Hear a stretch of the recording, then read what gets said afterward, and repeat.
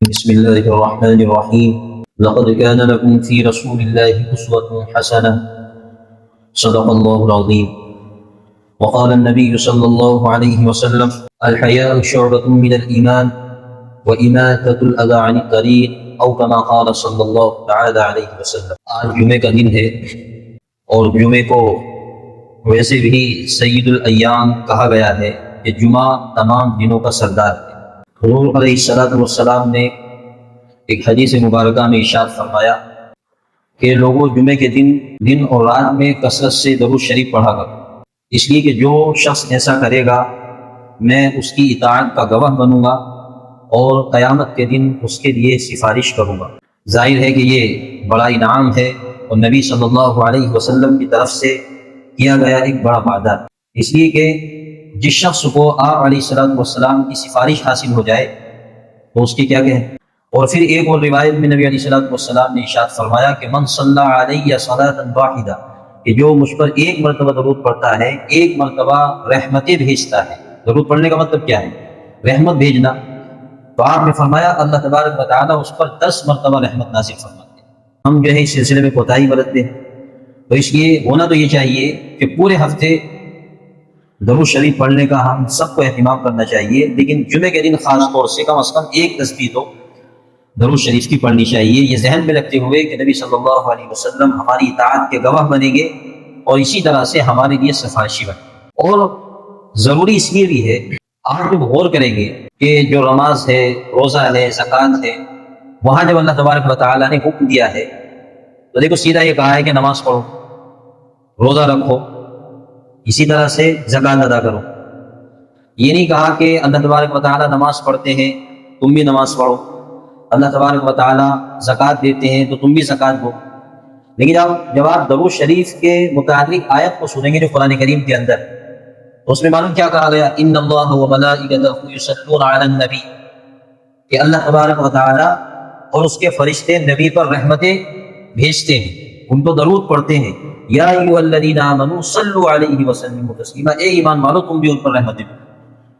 تو اسے حالانکہ نماز کی آیت ہے، زکوٰۃ کی آیت ہے یا اور دیگر آیات ہیں دوسرے احکام کے متعلق، وہاں یہ طرز اختیار نہیں کیا گیا جو طرز یہاں اختیار کیا گیا ہے۔ پہلے یہ کہا گیا ہے کہ اللہ اس کے فرشتے رحمت بھیجتے ہیں، درود پڑھتے ہیں، تم بھی اب یہ ہے تمہارا بھی کام یہ ہے کہ تم بھی ان پر رحمت بھیجو، درود شریف ان پر پڑھو۔ تو اس لیے جمعے کے دن ایک تسبیح درود شریف کی پڑھنی چاہیے۔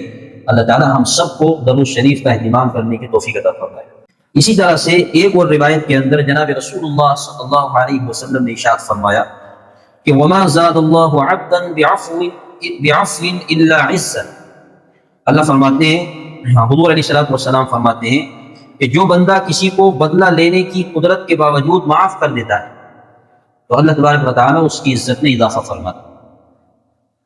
آپ بدلہ لے سکتے تھے، آپ اس سے زیادہ طاقتور ہیں، آپ اس کی غلطی کا اور اس کی حرکت کا اس کو صحیح انداز میں اس کو جواب دے سکتے تھے، مزہ چکھا سکتے تھے، لیکن پھر بھی آپ نے اللہ اور اس کے رسول کے لیے اس کو معاف فرما دیا، تو جناب رسول اللہ صلی اللہ علیہ وسلم فرماتے ہیں کہ اللہ تبارک و تعالیٰ عزت میں اضافہ ہی فرمائے۔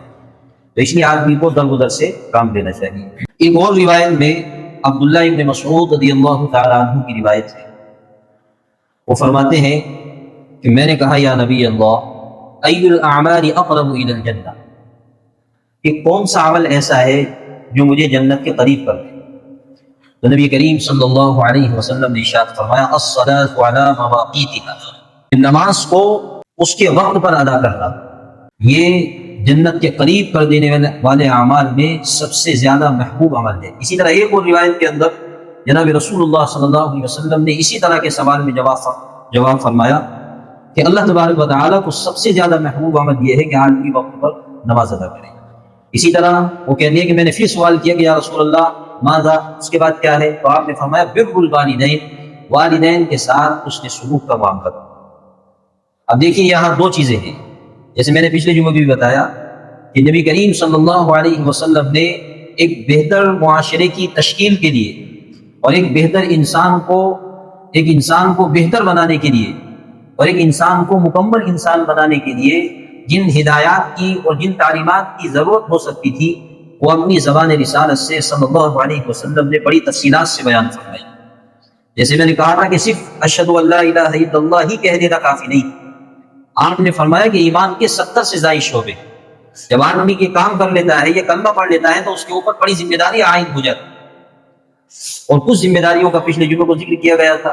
تو اسی طرح جناب رسول اللہ صلی اللہ علیہ وسلم نے ارشاد فرمایا کہ انسان وقت پر نماز ادا کرے، اور اسی طرح اپنے والدین کے ساتھ حسن سلوک کا معاملہ کرے۔ اب جتنی تاکید کے ساتھ جناب رسول اللہ صلی اللہ علیہ وسلم نے اس بات کو فرمایا ہے، اتنی ہی ہم دیکھتے ہیں کہ اس چیز میں کوتاہی نظر آتی ہے۔